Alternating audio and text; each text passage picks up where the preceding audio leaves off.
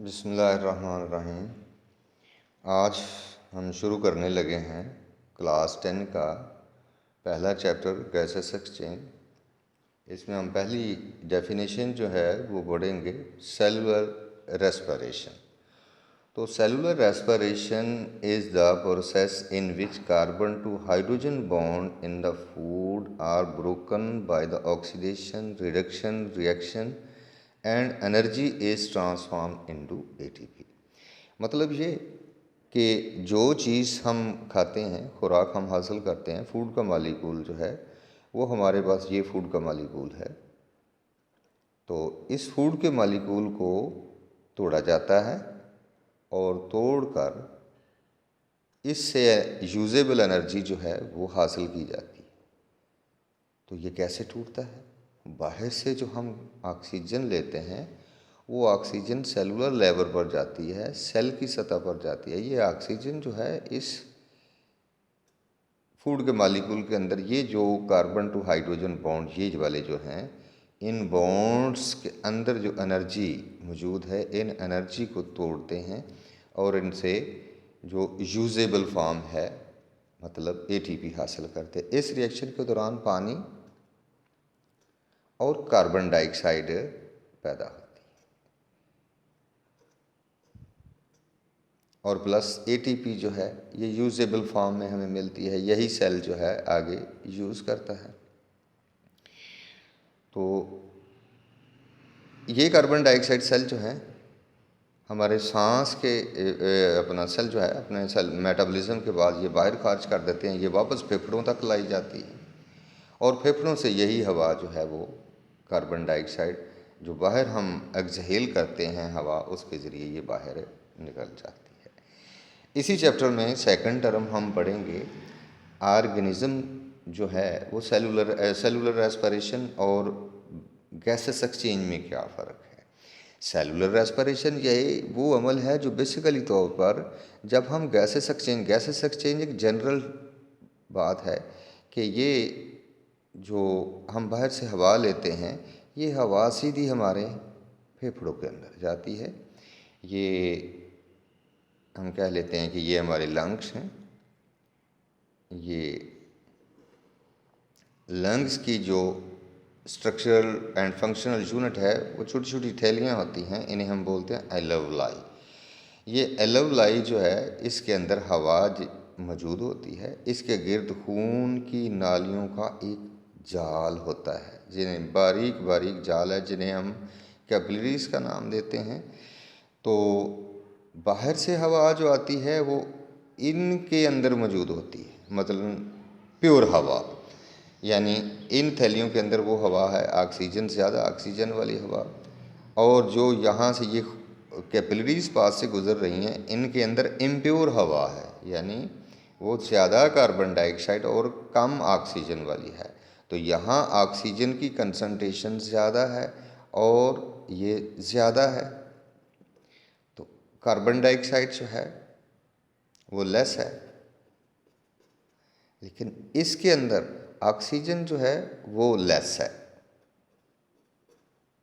और carbon dioxide जो है वो ज़्यादा है, हाई कंसंट्रेशन में है। तो जब इस लेवल पर यहाँ गैसें आ जाती हैं तो ऑटोमेटिकली तौर पर डिफ्यूजन के अमल से ये ऑक्सीजन जो है ये ज़्यादा मकदार से कम मकदार की तरफ आती है, इधर खून की नालियों के अंदर आ जाती है। और यहाँ कार्बन डाइऑक्साइड जो है ये इधर इधर से इधर आएगी, क्योंकि खून की नालियों में ऑक्सीजन कम होती है। तो यहाँ जो ये एल्वेओलाई है, यहाँ पर ऑक्सीजन से ज़्यादा है, ये इधर चली जाएगी और इधर से कार्बन डाइऑक्साइड इधर आ जाएगी और ये वापस जो है यहाँ फेफड़ों से वापस जो है आगे चली जाएगी, किधर, बाहर एक्सहेल कर दी जाएगी। तो इस अमल को हम क्या बोलते हैं? गैसेस एक्सचेंज, यानी taking in oxygen and getting rid of carbon dioxide is known as gases exchange. यानी जनरल जो हम ये सांस लेते हैं इसे हम ऑर्गेनिज्मिक रेस्पिरेशन भी बोलते हैं। तो दूसरा यहाँ इस लिहाज से क्वेश्चन पूछा जाता है, रेस्पिरेशन और ब्रीदिंग में फ़र्क।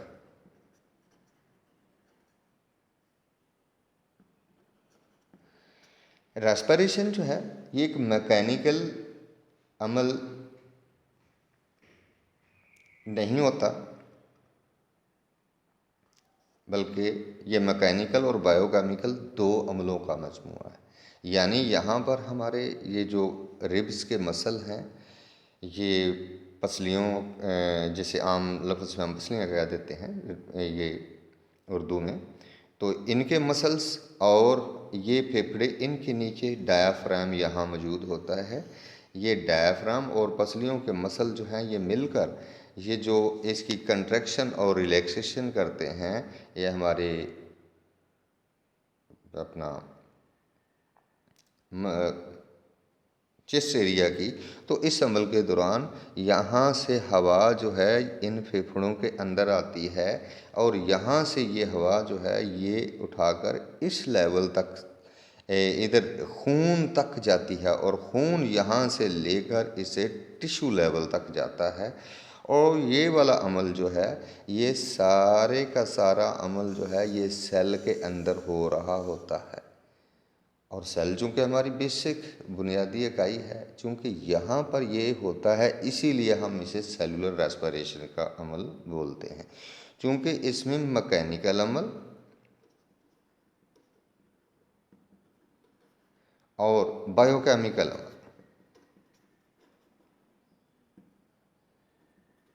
दोनों होते हैं, क्योंकि एक अमल से तो ये अंदर ली जाती है, यानी तबई अमल, फिजिकल अमल, फिजिकल फिनोमिना हम इसे कह सकते हैं। और दूसरा जो है यहाँ से ये जाकर इधर सेल के अंदर ये बाकायदा इसका रिएक्शन होगा, ये ऑक्सीजन जो है ये फूड के मालिक्यूल को तोड़ेगी और तोड़ने के बाद यहाँ से यूजेबल फॉर्म एटीपी जो है ये हमें अवेल हो जाएगी। तो इसीलिए हम इसे बायोकेमिकल और मैकेनिकल अमल का नाम देते हैं। जबकि ब्रीदिंग जो है इसके अंदर ये सिर्फ मैकेनिकल अमल है, ओनली मैकेनिकल अमल।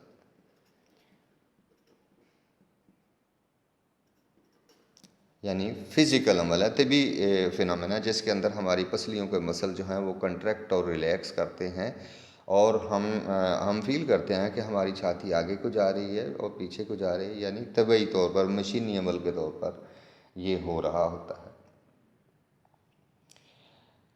तो आगे है जी, ये रेस्पिरेशन जो है ये मज़ीद आगे दो किस्म की होती है और ये सेल में होती है।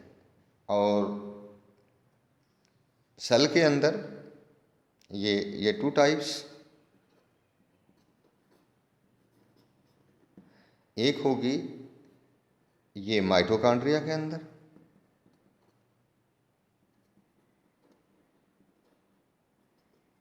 और दूसरी जो है वो साइटोप्लाज्म के अंदर।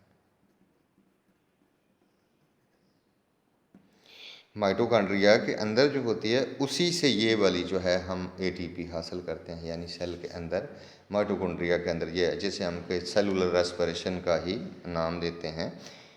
तो साइटोप्लाज्म के अंदर भी ये रेस्पिरेशन वकूअ पजीर होती है और इससे ये साइटोप्लाज्म के अंदर ही ये माइटोकॉन्ड्रिया मौजूद है। तो यहाँ से ये एटीपी जो है हमें ये मिल जाएगी। तो ये दो मरहलों में होता है, ये वाला जो है ब्रीदिंग, इसे हम जनरल ब्रीदिंग या रेस्पिरेशन भी बोलते हैं। एक अमल होता है जिसे हम इनहेलेशन बोलते हैं और एक दूसरा जो है एक्सहेलेशन। इनहेलेशन के अंदर हवा जो है वो अंदर आती है, टेकिंग इन, सिर्फ हमारी बॉडी के अंदर आती है, यानी taking in oxygen and getting rid of carbon dioxide. यानी ये मैकेनिकल अमल भी है और बायोकेमिकल अमल भी है, तबई अमल भी है, फिज़िकल फिनोमेना भी है, और इसके अंदर साथ सेल लेवल पर कीमियाई रिएक्शन भी होता है। तो उस कीमियाई रिएक्शन के अंदर ये हमें एटीपी मिलती है, ये वाली। इस एटीपी को हम यूज़ करते हैं अपनी सरगर्मियों के लिए, जिससे ज़िंदगी का अमल रवां दवां रहता है। तो दूसरा जो है, ये सिर्फ जनरल जो हम देखते हैं कि एक इंसान की मिसाल ले लेते हैं, आम ऑर्गेनिज़म जो जानदार हैं, वैसे जानदार जो हैं वो अपने पौधे भी हैं, यूनिसेलुलर भी हैं, लेकिन हम चूँकि यहाँ डिस्कस करेंगे पौधे और इंसान को, तो यहाँ पर ये जो डेफिनेशन, ये जो हमारी बुक के अंदर दी गई है, ये वाला अमल जो है, ये तबी तौर पर ये, और ये बायोकेमिकल तौर पर इसको कंपेयर ख़ास तौर पर इंसान को मद्देनज़र रख कर ये जो है ना, तो किया गया है।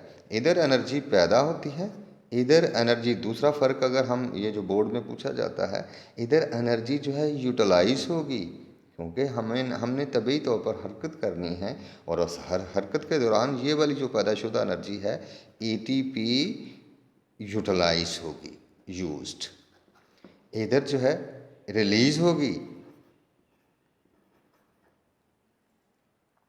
ये खारिज होगी, इधर जो है ये यूज्ड होगी।